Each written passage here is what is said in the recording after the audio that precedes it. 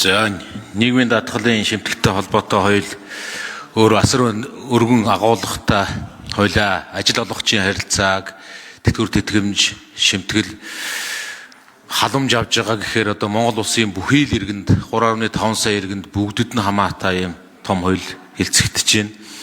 Тэгээ энэ хоёулыг хэлцэхдээ ингээд яаралтай гормоор ингээд одоо үндсэндээ чуулганы хаах болж яхад яаралтай гормоор орж иж хилцэж байгаа нь нийгмийн хилэлцүүлэг өрнүүлэх юм боломж болцоог олгохгүйгээр хилцүүлж байгаа нь бол энэ бол тийм таагуул явдал нь чухам яагаад яаралтайгаар ингэж хилцэх болсон бэ? Эн чинь суур асуудал бид нэр өмнөөс зөндөө энэ асуудлыг яриад маш тийм дэлгэрэнгүй нийгмийн бүхий л бүлгүүдэд яагаадгүй л энэ 3.5 сая иргэнд бүгдээрэнд нь хамааралтай асуудал. Тэгээ уг нь бол яаралтай горим гэдэг чинь үндэсний эдийн засгийн аюулгүй байдалтай холбоотой асуудлыг яаралтайгаар оруулж ирнэ гэдэг нэрийн доор ингэж чухал асуудлыг ингэж яаран оруулж ирж байгаа чуулганы хаалт руу ингэж шахаж байгаа нь бол зохисгүй юм нөхцөл байдал харагдаж байна. Тэгээ энэ дээр бас нэг тайлбар өгөөч. Хоёрдугаарт нь одоо тогтолцооны шинжилгүүд хийгдэж байна гэж байна.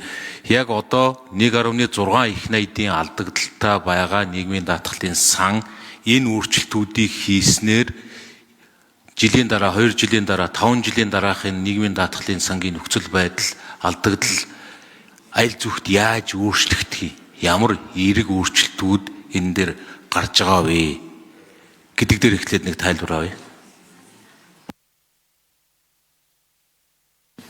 За ерөнхийдөө хариулъя.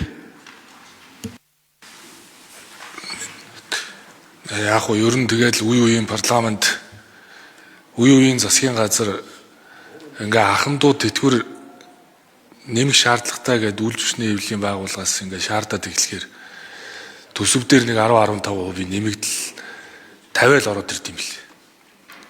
Тэгээ тэр нь өөрөө шудраг биш. Үнэхээр 12 онд тэтгэврт гарцсан. Цалингаа сая 400-аар бодуулсан. 5 жилийн дараа гарцсан. Нөгөө 2 сая 400-аас бодуулсан зөрөөтөө 140 мянган хараад байгаа. Тэгээ тэр иргэдэд 10% нэмэхэр баг дээрнж баг нөгөө их дээрнж их ямар ч ялгаа байхгүй.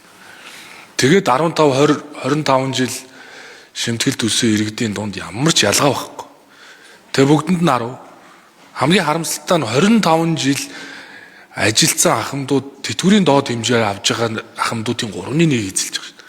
Би тэгэхээр дахиад нэг намар тэтгэврийг нэг 10% нэмнэ гэд би ерөөсө ороод ирэхийг хүсээгүй маа.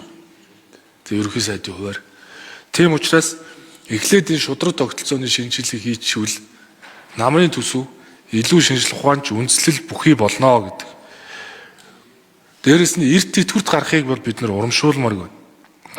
Эхний жилүүд л баталгаа тэтгэврийг шинээр нэвтрүүлж байгаатай холбогдуулаад мэдээд зардал үүсгэж гисэн дунд хугацаанд бол хэмэлт үүсэх тооцоо гарсан. Яагаад тэгэхээр энэ өөрөө даатгал. Даатгалын хамралтын хүрээг нэмж байгаа. Яг энэ тогтцоон шинжил хийсээр даруул хинч би эрт тэтгэвэр тогтоолохыг гэхгүй шүү. Яагаад гэвэл ажилласан жилийн урамшуулаад эхлэхээр 35 жил дээр чинь шууд 72.5-аар цалингаар нь тооцоод эхлэхээр тэр параметр энэ нь өөрчлөгдөд эхлэхээр хүн чинь илүү төлөө илүү олон жил ажиллая гэдэг сэтэл рүү явж байгаа. Сэтэл рүү.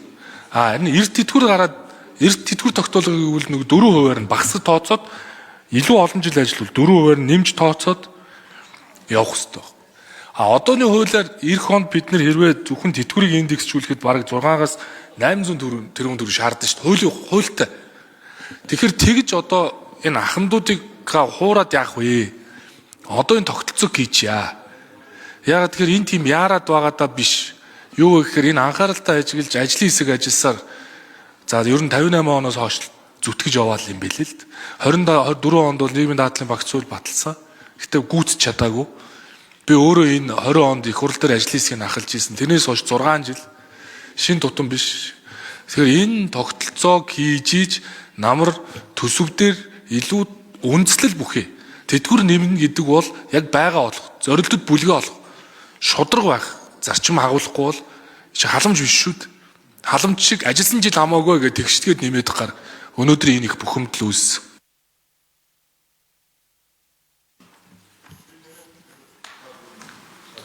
За Бакир сайд хариулж дараад нь нэмж тодруулъя. Тэн яг нэг яралтаагаар оржсэн бид нар одоо 9 сарын 1-ний дотор дараа жилийнхээ улсын төсвийг өргөн барих ёстой. Одоо тэтгэвэр хэрвээ одоо энэ хууль батлагдах юм бол үүнийгээ дагаад маш олон одоо тооцоолууд бид нар хийгдэнэ. Маш олон параметрын өөрчлөлтүүд орж ирж байгаа. За ер нь бол энэ тэтгэврийн асуудал, энэ нийгэм даатгалын тогтолцооны асуудал бол аль нэг улс төрийн хүчний асуудал гэхээс илүү нийгмийн суурь асуудал болчихсол. Тийм учраас одоо бид нар намын бүлгүүд дээр танилцуулаад явж байна. Ажил эрхэлж байгаа оюутнуудтай хүртэл бид нар одоо уулзаж судалгаа хийж үзсэн. Яг тэтгэвэр авж байгаа ахмадуудтай мөн тэр тэтгэврийн зээлийг олгодог, тэтгэвэр орохтон гүйлгээг нь хийж өгдөг банкны тээлрүүдтэй бид нар хүртэл уулзсан. Энэ бол зөвхөн ингээл одоо энэ тийм ээ 2020 оноос хойш ингээл яваал байдаг 30 орчим жил хуримтлагчаад байдаг тийм ээ. Хэрвээ одоо магадгүй ерөнхий сайдын өмнө одоо 2 сонголт байлаа. Одоо сая 500 сая төгрөг болгооч гэхэд энийг ингээд мөнгө ингээд нэмэгдсэн болох уу? Үгүй бол үүгээрээ бид нар ерөөсөн нийгмийн реформын өөрчлөлтөө хийх гэдэг сонголтын 2 сонголтын үн байж байгаа. Энэ хоёр дахь буюу